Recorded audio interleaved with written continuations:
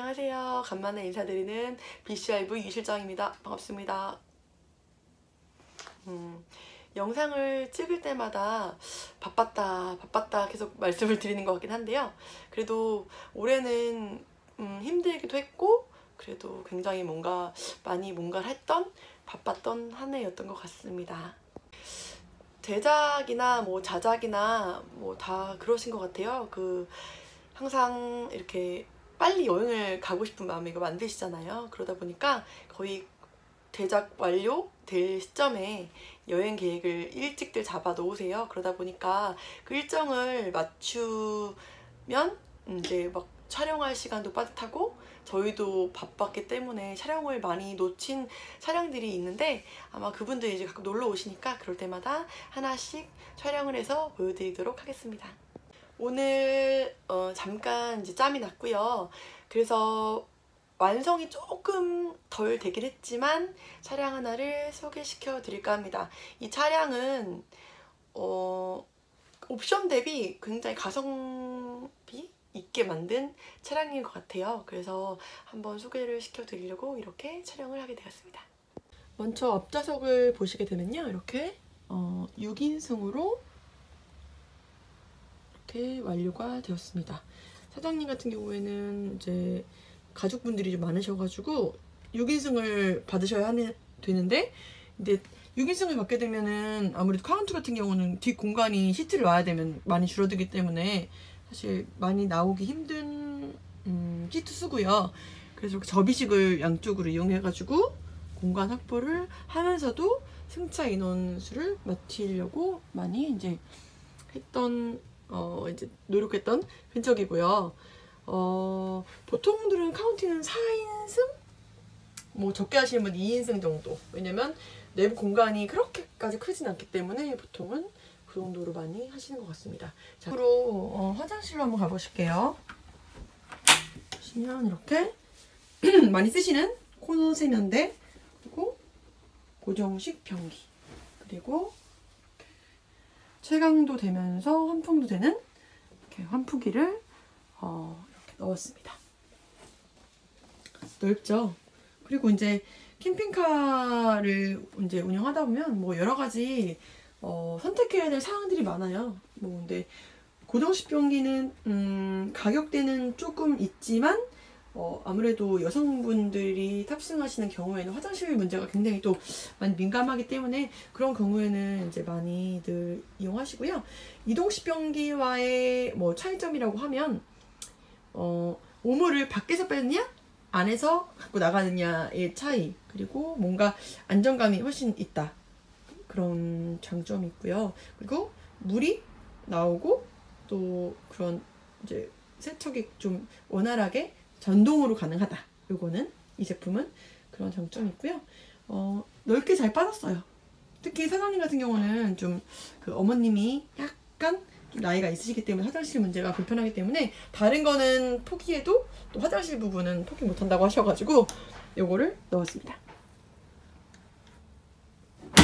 이렇게 자 보시게 되면 내부인데요.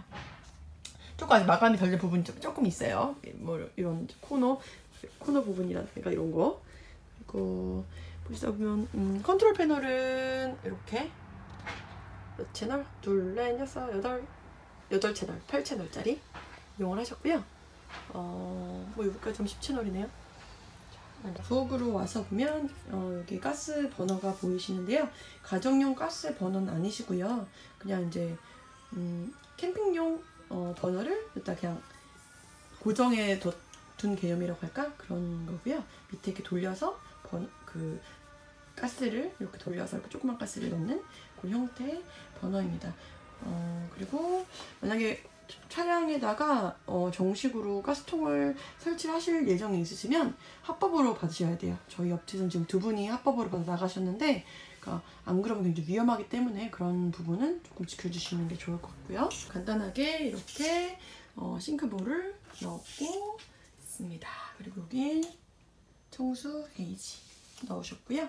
보면은 서랍 위에는 이렇게 분리해서 이렇게 넣어두었고, 밑에도 양념통이라던가 이렇게 알차게 또 이렇게 세팅을 해놓으셨네요, 사장님이. 귀엽게 숟가락이라는 거 넣을 수 있는 또 귀여운 통 이렇게 넣었고요. 여기 보시면 그냥 터치 이렇게 스위치를 또 이렇게 넣었습니다. 침상 같은 경우는 항상 많이 저희가 설명을 드려왔는데요. 이렇게 이동식 위아래로 이렇게 내려갔다 올라갔다 변형되는 변형 침상입니다. 그래서 취침 인원이 굉장히 많아요. 엄청 많고, 특히 여기 사장님처럼 식구가 많으신 분들은 캠핑카 구조에 따라서 취침 인원이 많이 달라지기 때문에 이 정도 넓게 해주시지 않으면 거의 카운티로는 운영이 어렵다고 보시면 되고요. 그러면 에어컨, 그리고 커브드 TV, 그리고 바닥 난방을 이렇게 탑재했습니다. 자, 이렇게 그렇죠. 상부장, 그리고 여긴 조금 완성이 덜 돼서, 자, 여기 냉장고. 냉장고는 원래는 AC 제품을 DC로 개조한 개조용 냉장고입니다. 한 130L 정도 되는 것 같아요. 그렇게 갖고 이렇게 보면 그 옆에 화장실 이렇게 넣은 구조입니다. 목재 같은 경우는 요 사장님 같은 경우는 그냥 필름 합판을 이용하셨어요. 필름 합판은 장점은 이제 아무래도 목재가 아니다 보니까, 진짜 목재가 아니다 보니까 열이나 추위 이런데 고온과 저온에 그나마 강하다, 뒤틀림이 없다, 여러 가지 그런 장점이 있고요. 목재 같은 경우는 전에도 말씀드렸다시피 좋아요. 냄새도 좋고 다 좋지만 어쨌든 간에 뒤틀림이라던가 살아있는 나무기 때문에 그런 숨구멍이 열려있기 때문에 작업 중간에도 뒤틀릴 수도 있고 터질 수도 있고, 그리고 여러 가지 불고 줄고 하는 그런 또 단점이라는 단점들이 있어요.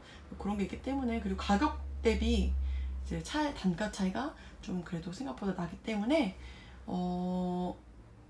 그거는 이제 선택이시긴 한데 저희 캠핑카에는 나쁘지 않은 것 같아요, 제가 봤을 때는. 그리고 저희 보시면 사장님 같은 경우는 바닥 난방을 다 하셨어요. 따뜻하게 겨울에도 사용할 수 있도록. 요즘엔 또 바닥 난방 같은 게 거의 기본 옵션으로 되고 있는 추세긴 하지만 겨울에 발이 많이 시려요, 사실. 그렇기 때문에 바닥 난방을 하셨고, 그리고 침상 위는 밑에 수납이라던가 이런 공간들이 많기 때문에 여기는 그냥 온수 매트를 이용하시려고 이렇게 커넥터 같은 거 이용해서 포스를 뺐다 꼈다 할 수 있도록 이렇게 유동성 있게 그렇게 제작이 되었습니다. 그리고 테이블 같은 경우는 좀 그냥 필름판보다는 원목 이용해서 이렇게 애쉬 원목 이용해서 제작을 해주셨어요. 수동 리프트는 아마 전에도 많이 설명을 드려서 이렇게 하면 돌렸다 내렸다 올렸다 하는 그런 구조고요. 그리고 요 밑에는 역시 이렇게 개구멍을 이용해서 넓게 뒤에 트렁크 공간을 이용할 수 있도록 또 해보았습니다. 천장형 같은 경우에는 엠보를 사용하지 않고요, 좀 얇은 합판 이용해서 이렇게 분위기를 내주었고요. 그리고 이렇게 환풍기 구멍은 스틸을 이용해서 이렇게 좀 고급스럽게 해주었고요. 등 같은 경우는 일단 원 케이스는 원래 카운티용으로 썼고요. 그리고 안에는 여기 보이시겠지만 이렇게 LED를 이용해서 밝기도 더 밝아지고, 그리고 전기도 좀 덜 먹을 수 있도록 이렇게 해주었습니다. 아까도 말씀을 드렸어요. 저희가 이게 가성비가 좋은 차량이라고 말씀드렸는데, 그렇게 말씀드린 이유는 이 차량이 이제 저희 내부 설비하고 설비하는데 자작 공방료 포함, 그리고 구조 변경비 포함해서 한 1,700선에서 이제 마무리를 하셨어요. 근데 이제 보시면 사양을 보자고 하면 일단 태양광 4장, 배터리 4개, 그래서 에어컨이 도는 전기가 좀 편하게 쓸 수 있는 그런 사양이었고요. 그리고 고정식 변기가 들어갔다는 점, 그리고 또 하나는 바닥 난방이 가능한 차량이라는 점입니다. 바닥 난방되고 온수다하게 나오면서 공기타가 되는 그런 제품을 썼다는 점인데요. 그게 사실은 좀 고가의 그 가격대에 거래가 되는 캠핑카에 들어있는 사양이라고 보시면 돼요.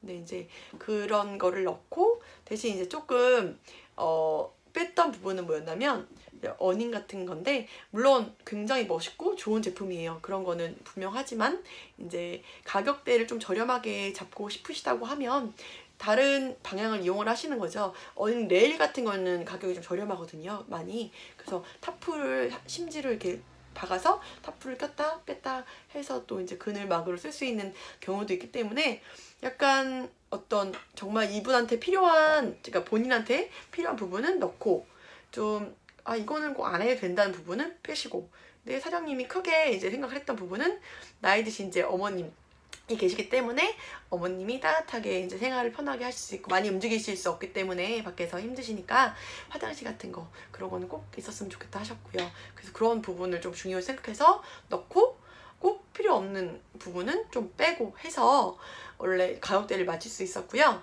그러니까 여러분도 어떤 캠핑카를 뭐 제작을 맡기거나 자작을 하시거나 하실 때 좀 그런 부분을 많이 신경을 쓰셔야 될 것 같아요. 누가 했으니까 이걸 해야 된다, 이런 거는 좀 버리시고, 나에게 정말 필요한 부분, 정말 이게 중요시해야 되는 부분이 뭔가 라고 해서 그런 부분을 딱 합리적으로 넣고, 또 그런 부분 중에도 좀 더 싸게 할 수 있는 방법이 없을까라고 좀 고민을 해서 하시고, 그리고 좀 약간 멋을 위해 하는 부분이라던가 나에게 이거는 꼭 필요 없다 하시는 분은 과감히 빼셔가지고 가격대를 낮춰보시는 합리적인 캠핑카를 만드시는 게 굉장히 중요한 것 같습니다.